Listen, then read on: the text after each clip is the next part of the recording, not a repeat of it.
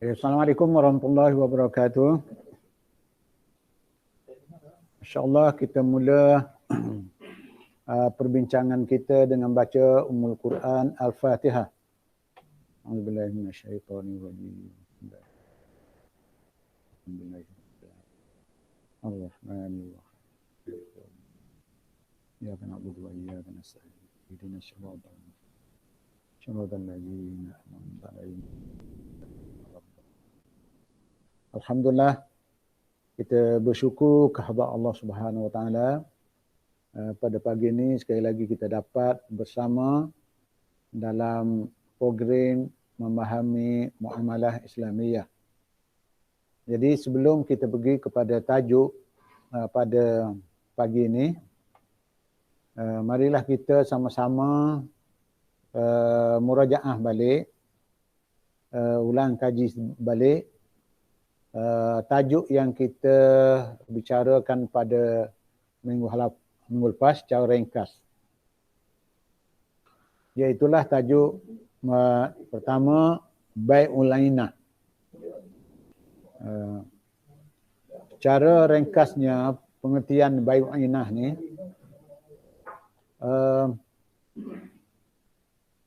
jual barang dengan harga ini, pengertian dari segi syarak dah ni. Pengertian dari segi syarak. Kita tak sebut dari segi bahasa dan sebagainya. Itu perbahasan panjang. Jadi yang kita pakai dalam pengertian fiqh ialah jual barang dengan harga tunai. Contohnya RM1,000. Kemudian membeli semula barang tersebut dengan yang lebih tinggi secara hutang. Contohnya RM1,200. Itu satu pattern, satu bentuk. Maknanya kita jual dulu barang kita dengan cara tunai dengan harga RM1,000. Jadi kalau kita yang nak cari kelebihan di situ, kita katalah kita jual barang dengan harga RM1,000, kemudian kita beli balik. Kita beli balik barang itu dengan harga yang lebih tinggi secara hutang. Nampak dah gambaran tu? Boleh kita nampak gambaran? Kita beli tu cara hutang. Bila beli cara hutang, mana kita kena bayar hutang tu RM1,200, lebih RM200 daripada barang yang dijual dengan harga tunai. Harga tunai hanya RM1,000. Dan jual itu juga kepada orang yang sama. Jadi kalau kita cuba bawa contoh antara A dengan B lah. A dengan B. A jual barang kepada B dengan harga RM1,000 tunai. A dapat duit tunai. A dapat duit tunai. Kemudian A ni tadi jual A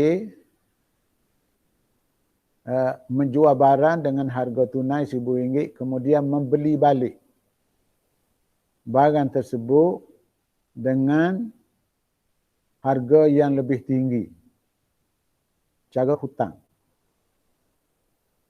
Ataupun dia ada dua pattern, dua bentuk ni. Jual barang cara hutang. Jual dulu barang cara hutang.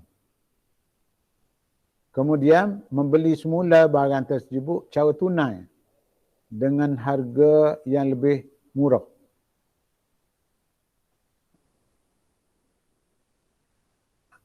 Perbezaannya RM200. A jual barang dia kepada B dengan harga RM1,200. Kemudian B pula jual balik kepada A dengan harga yang lebih murah, RM1,000 tunai, RM1,000 tunai. Yang tak dihutang. Ini tunai. Jadi sebenarnya B berhutang lah. Sebenarnya B ni nak pergi berhutang sebenarnya. Tapi oleh kerana berhutang telah diputuskan, ijma' ulama berhutang dengan bayar lebih, dengan bayaran yang lebih adalah riba. Yang lebih itu riba. Contohnya RM1,000 dikenakan bayaran RM1,200. RM1,200 itu adalah riba. Riba itu haram lah.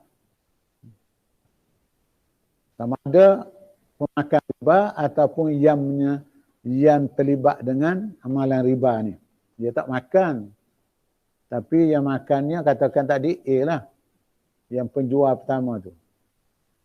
Jadi di situ dia makan riba.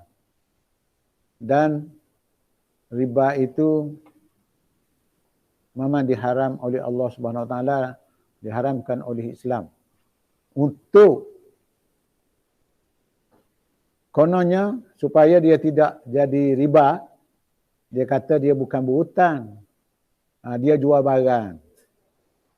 Jual barang kepada B dengan harga RM1,200 cara hutang.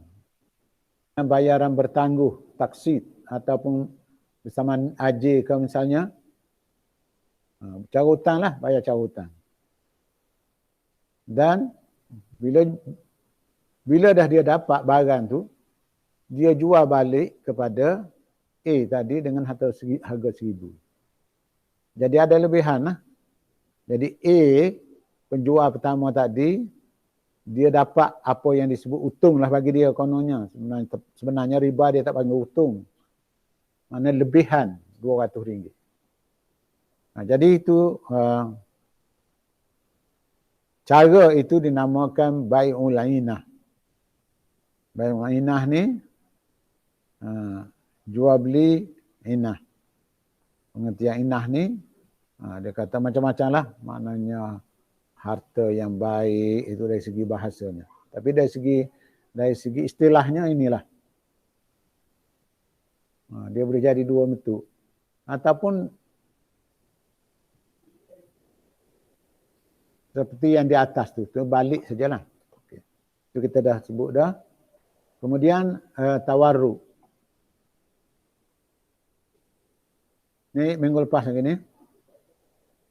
Tarifnya beli barang secara hutang dan menjualnya kepada pihak lain untuk mendapat tunai. Jadi jual kepada pihak lain untuk mendapat tunai. Dengan harga juga lebih murah daripada dia beli.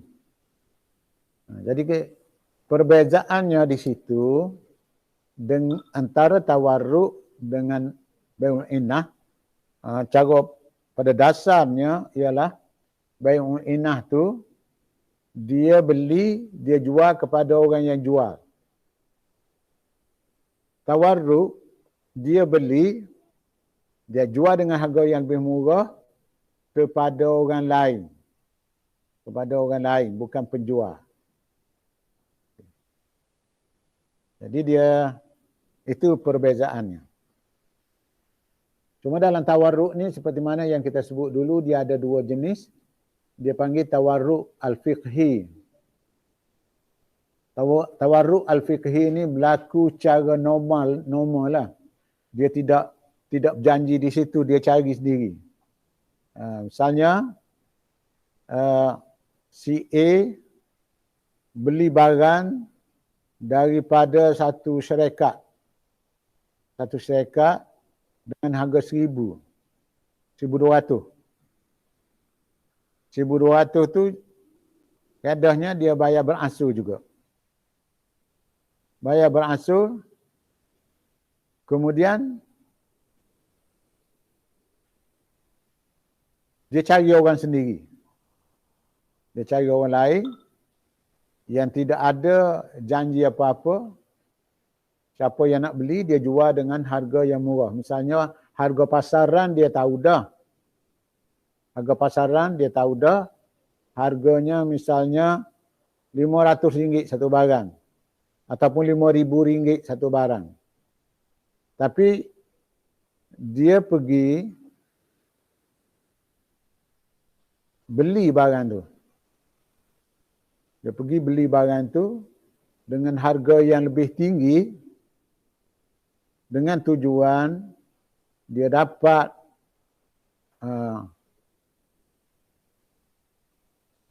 bayar beransur-ansur.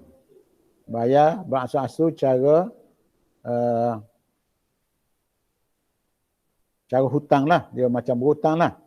Kalau kita bawa pergi kepada contoh di bank lah, senang. Maknanya orang nak pergi berhutang di bank, kemudian bank tu mesti dia nak ada lebihan. Jadi dia beli barang itu daripada bank dengan harga RM5,000 misalnya, kemudian dia pergi jual, pasarannya tak sampai RM5,000, mungkin RM4,000 atau RM4,500. Dia tahu dah pasaran. Tapi dia beli dengan harga yang mahal. Kerana dia nak bayar beransur-ansur. Dan pihak bank pun nak cari laba, nak cari keuntungan. Kemudian dia pergi tawar kepada orang ramai. Orang ramai pun nampak ini harga pasaran. Orang tu pun beli dengan harga yang lebih rendah daripada dia beli. Jadi itu kalau berlaku tidak dirancang, maka itu tawarruk al-fiqhi dipanggil. Jadi tawarruk fiqhi ini jumhur ulama berpendapat boleh. Tidak dirancang. Manakala satu lagi ialah tawarruk munazzam. Jadi iaitu tawarruk yang diatur sepenuhnya sehingga hilang unsur jual beli yang sebenar. Jadi jumhur pendapat haram ni. Contohnya macam tadi, walaupun tidak jual balik, katakan kalau bank lah. Walaupun jual balik, bukan jual kepada bank, atau syarikat lah. Kalau bank kan orang kita kata bank mana pula? Mana-mana syarikat. Syarikat X katakan. Yang buat cari keuntungan dengan cara itu. Jadi dia jual barang. Barang-barang perabot lah katakan. Jual kepada customer, pada pembeli dengan harga berapa barang tu RM3,000 contohnya. Sedangkan harga pasaran bukan RM3,000. Harga pasaran mungkin RM2,500 sahaja. Maka pembeli tadi telah ditunjuk, telah diberitahu bahawa barang ini boleh dijual di tempat ini dengan harga sekian banyak. Kurang daripada harga dia beli. Jadi itu walaupun ada pihak yang ketiga, dia dikira tawarruk munazzam. Dan tawarruk munazzam ini jumhur berpendapat haram. Itu yang lepas. Jadi pada hari ini kita nak pindah kepada tajuk baru, iaitu nama dia Bai'ul Wafa. Oh, tu silap aja. Bai'ul W-A. Hak Arab tu ada Bai'ul Wafa.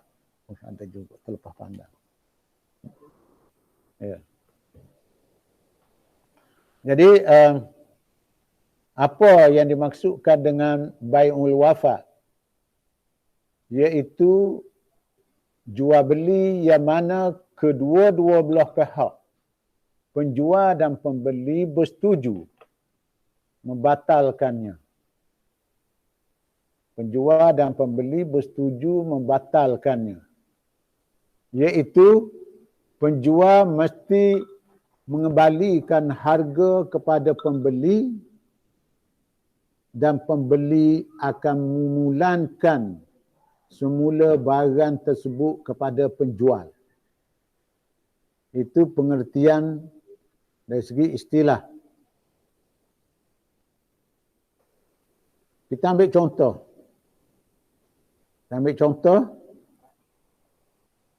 Si A perlukan duit, kalau dulu RM200 untuk yuran pengajian anak-anak. Katakan sekarang ni RM1,000 untuk yuran pengajian anak-anak. Dia tak dapat nak berhutang dengan mana-mana pihak. Jadi dia jumpa satu orang yang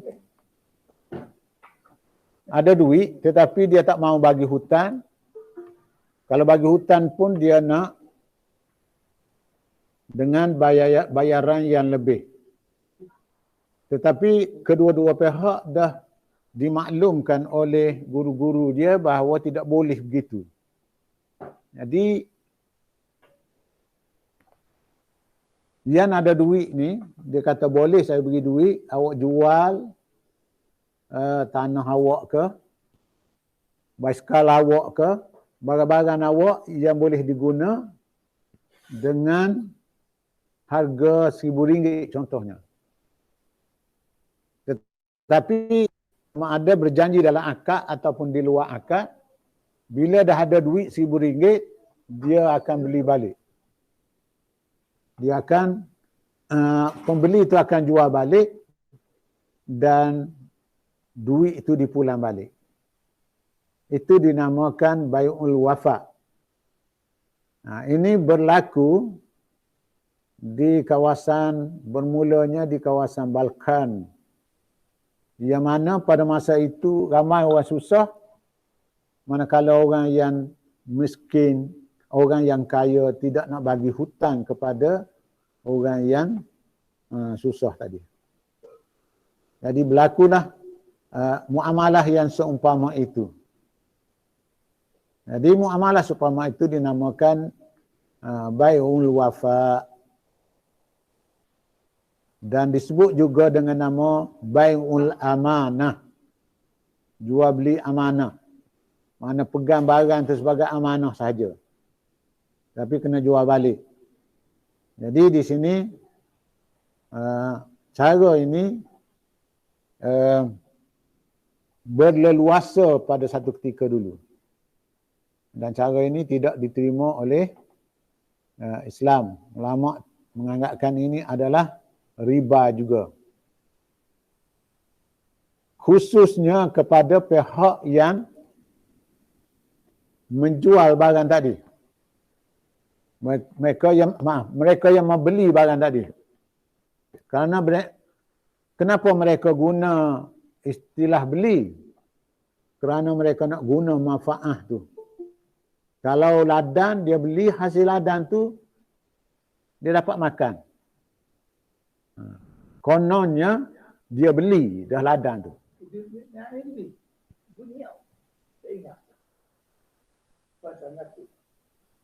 Kononnya dia beli ladang tu. Sedangkan dia beli itu dia sudah berjanji akan pulang balik apabila duit membeli itu dapat dipulangkan semula kepada yang beli pertama. Pihak yang memiliki ladang itu dapat memulangkan balik wannya kepada pembeli tadi. Jadi ini dianggap sebagai hilah.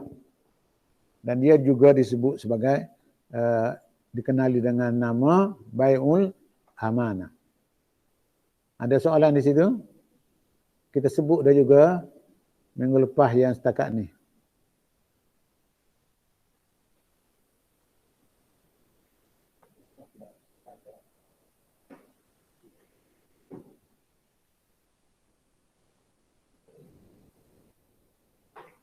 hukumnya ulama sepakat mengatakan bahawa bai'ul amanah ataupun bai'ul wafa yang dipersetujui untuk mengembalikan barang. Ada persetujuan untuk kembalikan barang apabila dipulankan harga adalah batal. Maknanya jual beli itu tidak sah. Apa-apa hasil daripada barang yang dijual itu diguna oleh pembeli adalah haram. Sama ada ianya dijadi syarat semasa akad ataupun mereka berpakat sebelum akad. Mereka pakat dah masa tu dia tak sebut masa akad tu. Dia pakat dah. Akad tu je biasa aja. Jual beli. Cuma harga tetap nasabah biasanya. Saya jual lah. Ladang ini dengan harga RM5,000. Tak sebut. Dari segi lahirnya, macam sah lah menempati rukun dan syarat. Tetapi di situ sudah ada persefahaman bahawa hasil-hasil itu, bahawa barang itu akan dipulang balik setelah duit sebanyak harga itu dipulangkan kepada pembeli tadi.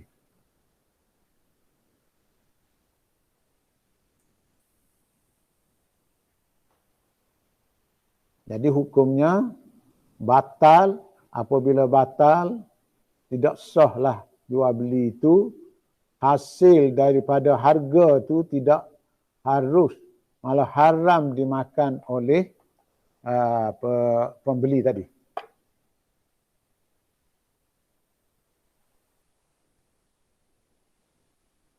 Lain-lain muamalah yang melibatkan riba. Sini kat mana? Ada. Tak apa. Mana lain muamalah yang melibatkan riba, hibah tetap dalam akaun simpanan, jaminan keuntungan atau pulangan modal dalam akad pelaburan seperti mudharabah dan wakalah bistismar, ambil manfaat dari ar-rahnu, jual hutan, kemudian qalbu ad-dain juga, maknanya tukar balik hutang. Jual hutang ataupun pulang balik hutang. Ini maknanya, ini kita dah sebut tadi. Ini dah kita sebut tadi. Ada ni.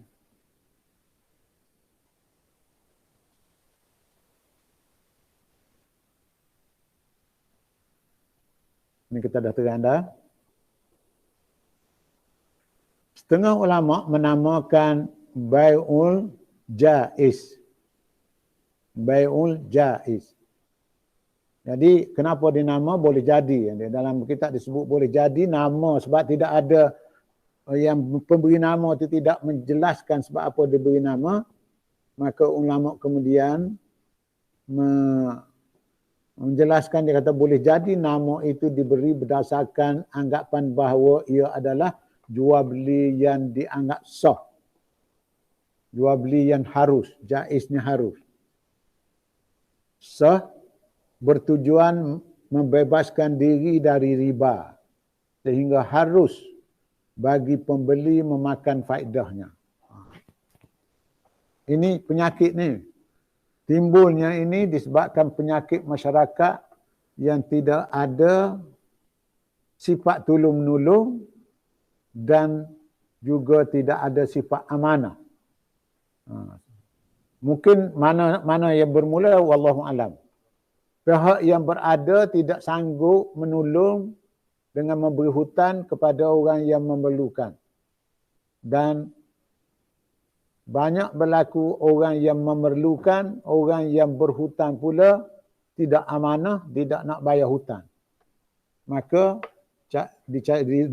direkalah satu bentuk muamalah yang kononnya tidak melibatkan riba. Ada setengah yang lain pula menamakan bai'ul muamalah. Bai'ul muamalah. Nama ini diberi berdasarkan muamalah ini mendapat untung dari hutang yang diberi. Dikira hutang lah. Sebenarnya istilah sebenar tidak untung. Itu riba. Mendapat pulangan.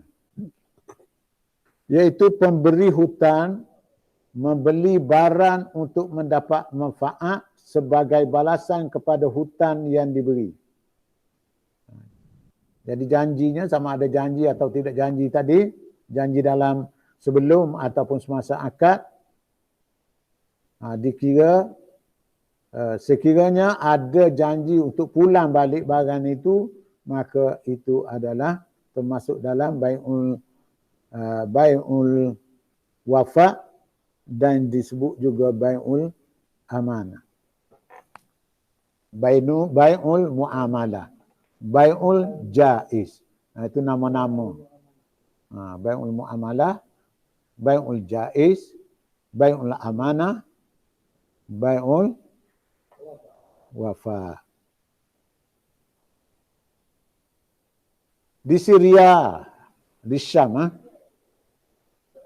di Syam. Ketika itu, jual beli macam ni dikenali dengan nama bai'ul ta'ah. Jual beli ta'ah. Nama-nama macam-macam. Kerana pemberi hutang yang menyuruh penghutang menjual barang. Contohnya rumah, cara hutang lalu dipatuhi oleh penghutang. Jadi penghutang patuh kepada pemberi hutang. Jadi pemberi hutang ni dipanggil pemiutang. Penghutang ialah orang yang berhutang. Itu istilah. Kadang-kadang kita tukar juga. Jadi ini kena mikir sikit ni. Dia macam berbelit-belit. Tujuan nak menghalalkan yang haram ni sehingga berbelit-belit. Pemberi hutang menyuruh penghutang, pemberi hutang menyuruh orang yang berhutang menjual barang. Dia suruh jual barang tu. Mu nak duit, mu suruh jual secara hutang. Lalu dipatuhi. Dia pun sebenarnya orang nak pergi berhutang. Dia pun jual lah, dia kata rumah dia. Jual lah rumah dia. Dan dengan jual rumah itu dimanfaatkan oleh siapa? Kalau yang tadi dalam bai'ul inah, jual balik dengan harga lebih rendah.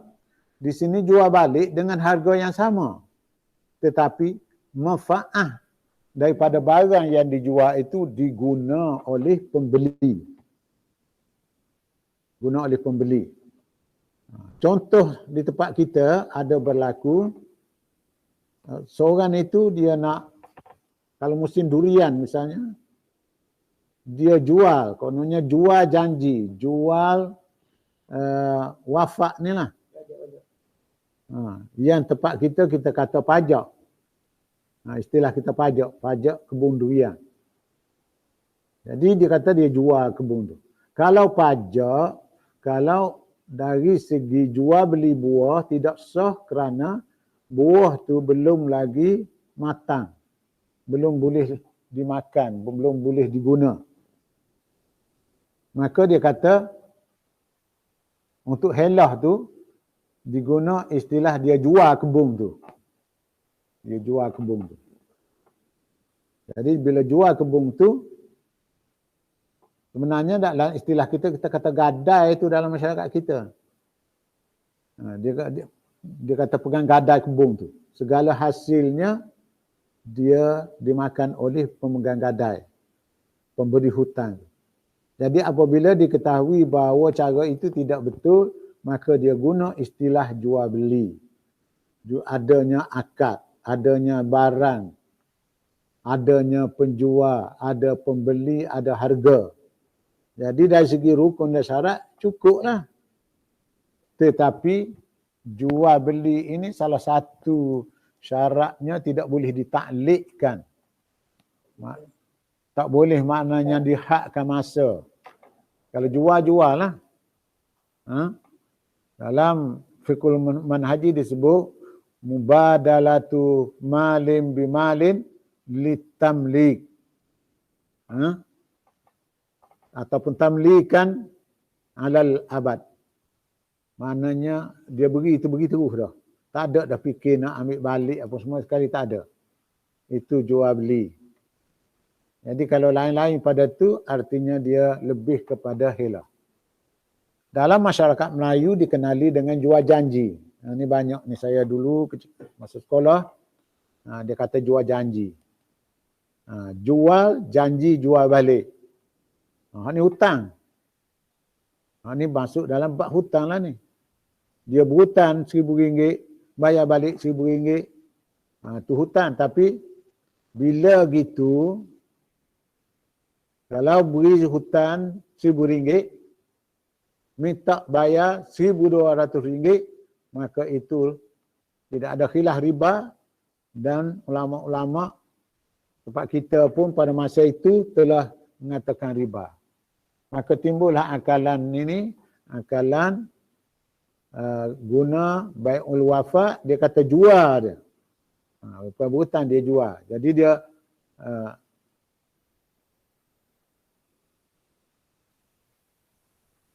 pergi kepada gadai dulu. Yang kedua dia pergi kepada gadai. Dia kata gadai tanah tu. Gadai kebun tu. Kalau gadai pun dia sebagai cagaran sahaja. Hasilnya tak boleh makan. Kena kembali kepada tuan asal juga. Kena serah pada tuan asal. Untuk membolehkan dia makan tu, maka dia kata jual pula. Jual janji. Inilah helah-helah nak lari daripada hukum ni. Okey.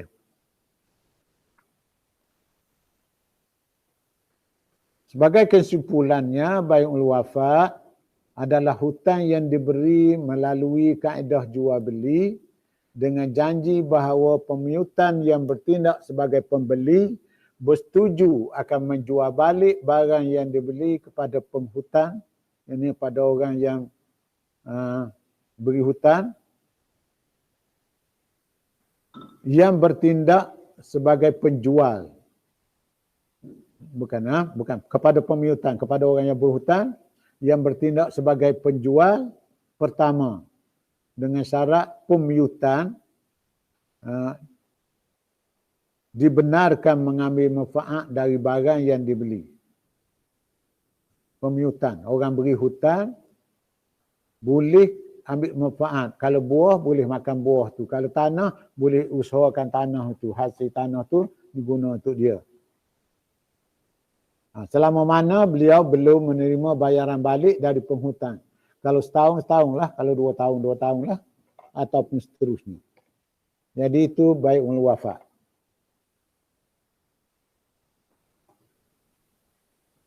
Tak ada soalan hari ni.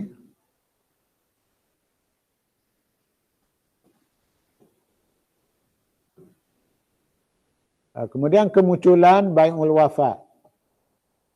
Jual beli jenis ini hanya muncul pada abad yang ke-5 Hijrah. Di Bukhara dan Balkan. Sebelah utara sana. Bukhara dan Balkan. Ia berpunca dari sikap kebanyakan pemilik harta tidak mahu memberi hutang tanpa apa-apa faedah. Sedangkan orang ramai sangat memerlukannya. Inilah puncanya. Dan penyakit ini juga berlaku tempat kita.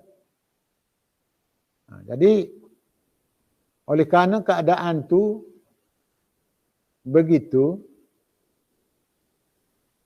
yang memerlu tetap juga memerlukan, yang memberi ni tak mahu menolong dengan cara beri hutang yang ganjarannya daripada Allah SWT, ganjaran besar. Dia tidak mengharapkan tu, dia mengharapkan habuan di dunia ni, maka direkalah kaedah ini. Dalam waktu yang sama mereka tidak senang dengan riba. Mereka tahu riba ni Bila orang kata sama ada dari hati dia ataupun dia malu, dia rasa segan. Dia ada dua jenis. Pertama, orang tu memang dia tak buat sesuatu tu kerana dia takut kepada hukum Allah. Satu lagi, dia tak buat bukan kerana takut hukum Allah. Dia malu kepada orang. Jadi oleh sebab itu, mereka mencari jalan keluar melalui jual beli jenis ini.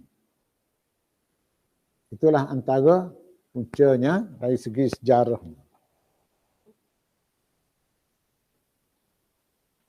Okey, ada soalan? Tak ada ini. Ada apa nanti, Pak? Ya.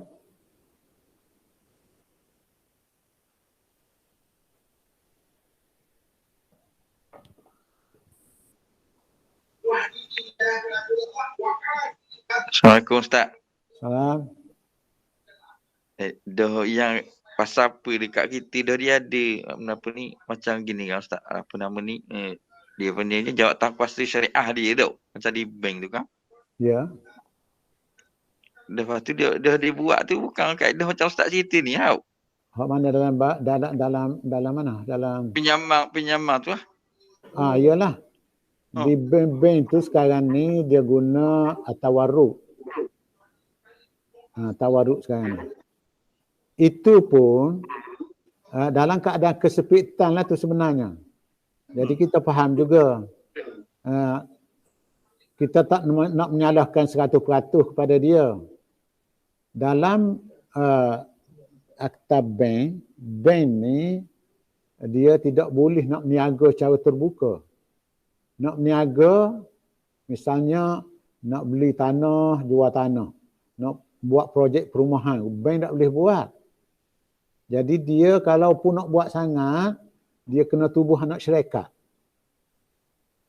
Jadi dalam waktu yang sama, bank ni dituntut oleh maknanya akta bank supaya cari keuntungan. Jadi sedangkan dalam Islam, untung tidak boleh datang dari lain kecuali perniagaan. Itu puncanya. Jadi dia tak boleh nak berniaga. Jadi kalau mengikut yang lepas-lepas, ada yang baru tak tahulah dalam setahun ni. Aktanya tak boleh berniaga. Kalau nak berniaga juga kena tubuh syarikat. Tubuh anak syarikat tak ada modal. Jadi tak ada modal, dia juga kena maknanya bekalkan, beri modal kepada anak syarikat. Dia tak boleh bebas gitu je, kena dapat pulangan yang tetap. Kena jamin pulangan tu. Tak boleh maknanya beri modal macam kita berikan anak niaga, kalau rugi. Tak boleh. Sebab bank ni duit-duit dia daripada deposit orang ramai. Itu mengikut, memang betul-betul lah tu. Tetapi disyaratkan tak boleh berniaga tu. Itu yang menyebabkan dia terhalang. Jadi kita mungkinlah mana nak cari jalan daripada itu, cari jugalah. Dalam keadaan terdesak sebenarnya seperti mana tadi kalau Bai'ul Wafat tadi, mereka ini terdesak, perlu kepada duit nak berhutang tetapi tidak ada orang nak berhutang. Dan orang nak berhutang pun tak ada duit nak berhutang tetapi tidak ada jaminan untuk dapat pulangan. Ditambah pula dengan sifat kebendaannya. Jadi daripada itulah menyebabkan maknanya kalau yang tadi Bai'ul Wafat mereka reka satu bentuk kononnya jual beli. Dan dalam bank pula kalau dulu dia buat jual beli juga Bai'ul Inah yang kita terang tadi. Dia guna yang tu. Tapi sekarang bank-bank tak guna dah. Tak guna dah yang tu dan dia guna at-tawarruk. Tawarruk tadi juga macam kita terang dia ada dua jenis. Kalau tawarruk tu bebas, yang fiqhi dia panggil, tawarruk fiqhi maknanya orang tu saja je. Maknanya dia beli tu dia pergi cari siapa-siapa lah. Itu usaha dia. Itu jumhurnya kata boleh. Tapi ada lagi pendapat, ramai lagi pendapat yang kata tak boleh yang macam tu pun. Sebab niat dia dengan bank tu nak berhutang juga. Dengan cari cara bayar lebih. Walaupun dia pergi jual orang lain. Tetapi satu lagi yang kita kata tawarruk munazzam. Tawarruk munazzam ni memang disusun dah. Maknanya dijual barang itu kita beli, kita wakil kepada, sekarang ni kita wakil kepada bank untuk beli minyak. Minyak di bursa saham. Antaranya ada beberapa maknanya material lah. Yang popularnya minyak lah sekarang ni. Kemudian wakil juga pada bank supaya jual pula. Sedangkan kita, orang yang nak pergi tu, dia nak pergi berhutang, tak ada niat pun nak jual beli. Jadi di situlah yang maknanya bagi jumhur ulama, kalau munazzam ni, tadi kita dah sebut dah, maknanya dia itu haram juga.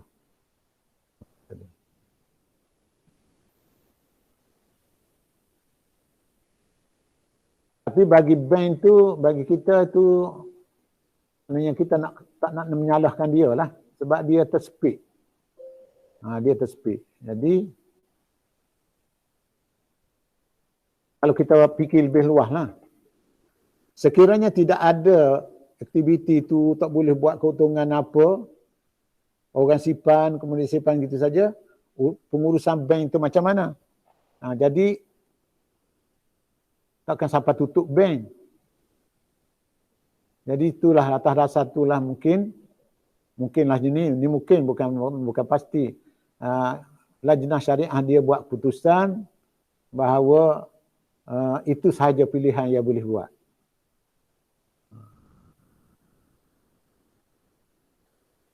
Boleh faham tak? Okey. Jadi bagi yang ada pilihan, walaupun apa keadaan pun, ini perlu diingat. Walau apa keadaan sekalipun, bagi orang yang terdesak, apa misalnya nak makan, kebuluran ke apa, kalau dia terpaksa berhutang dan dikenakan bayar lebih, dia terpaksa bayar lebih, bagi dia makfurun. Makna dia tu al-hajah yang sangat, maka ada satu kaedah al-hajah tunazzalu manzilatud darurah. Hajat yang betul-betul berhajat, bukan hajat perlu. Maka dia mengambil tempat darurat. Jadi yang tak boleh tu boleh bagi dia dalam keadaan yang begitu.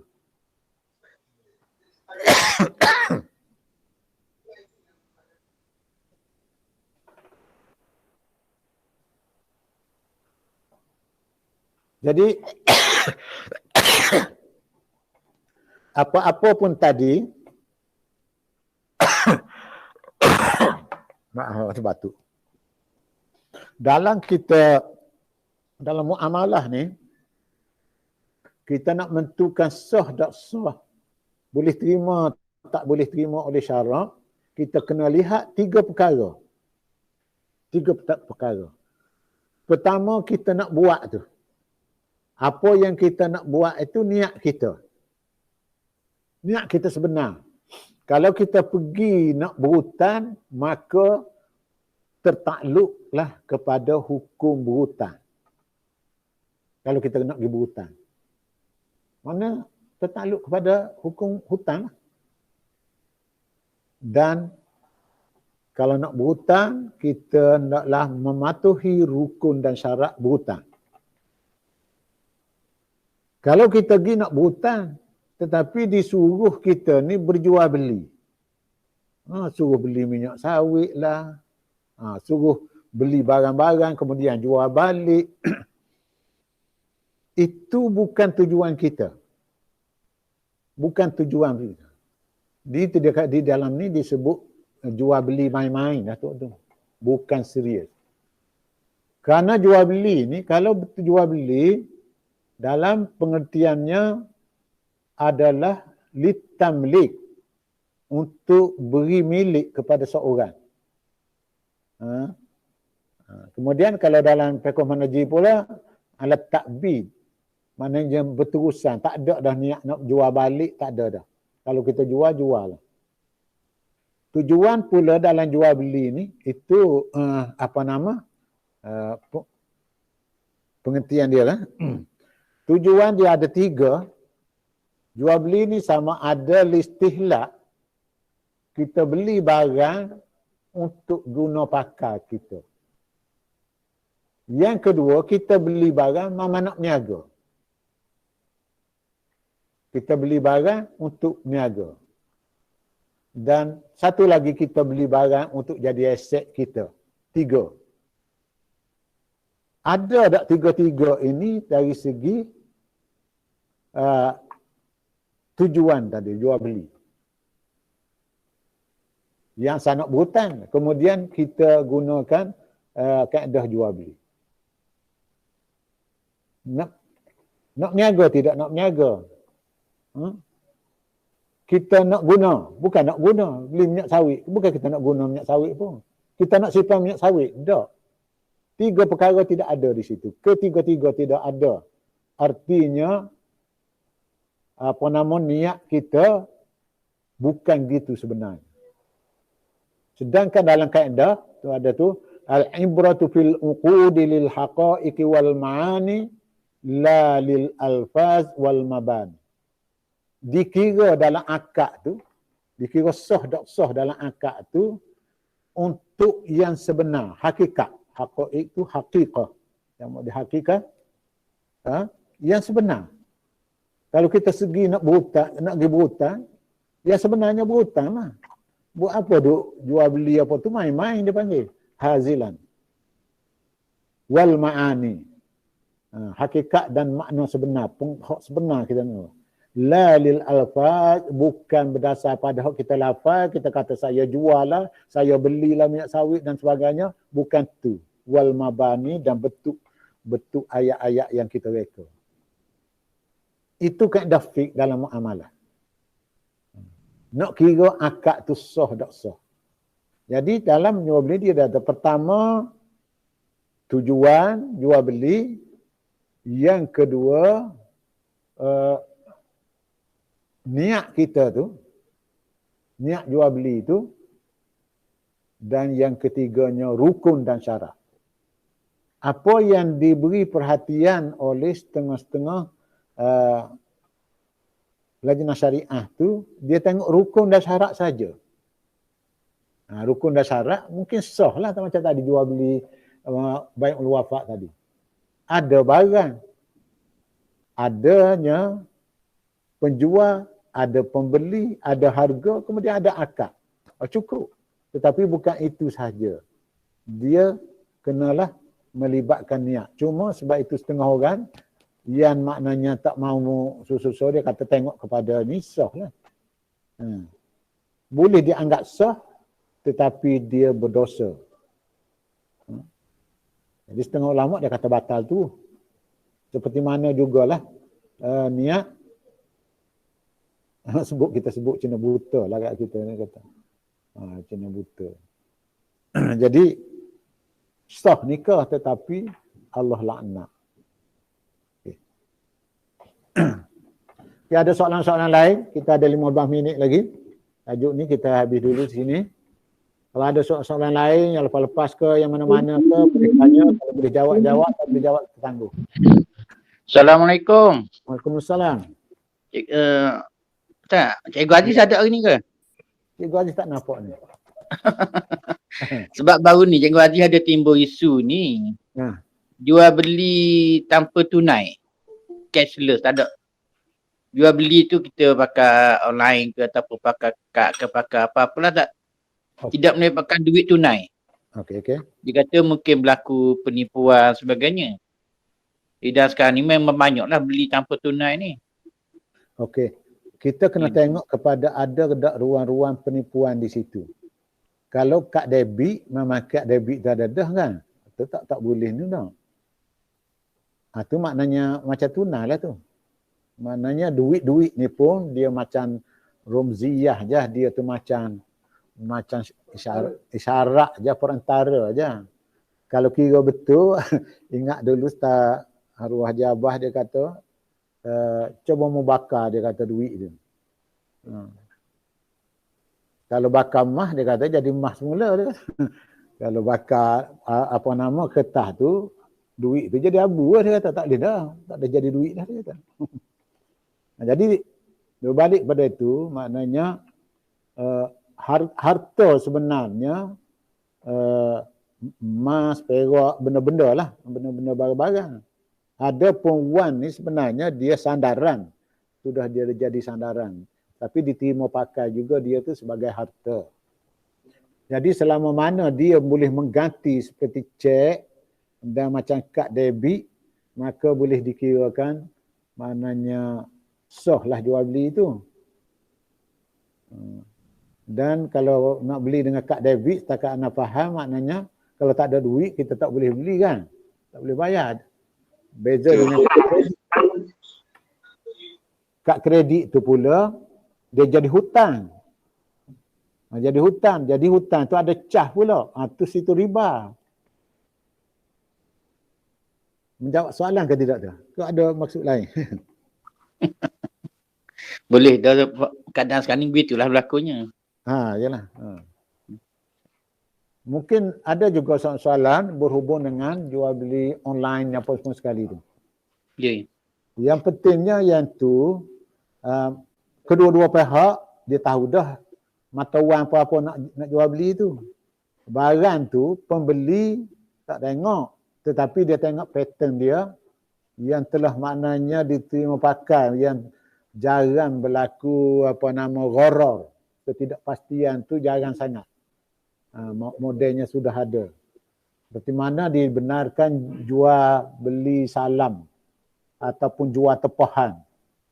Walaupun tidak 100% ada juga defect-nya di mana-mana, tapi itu boleh dijual beli. Cuma yang tak boleh, yang perlu diberi perhatian khususnya kalau jual beli itu barang ribawi. Macam emas, perak tu, kenalah maknanya itu kena berlaku serah menyerah tu. Kalau tak berlaku serah menyerah tu, dia tidak boleh, tidak jadi riba lah, dia jadi riba. Okey. Ada soalan lain? Soalan yang luas pun boleh, yang lain-lain pun boleh, yang keadaan semasa lain yang berhubung dengan fiqh lah. Kalau kita tak boleh jawab, kita cari, sebab kita tidak semua soalan boleh dijawab serta-merta.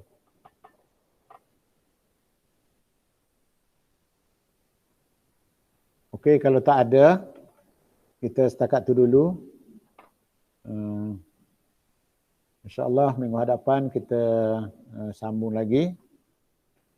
Kalau tak ada apa, hari Sabtu. InsyaAllah tak ada apa.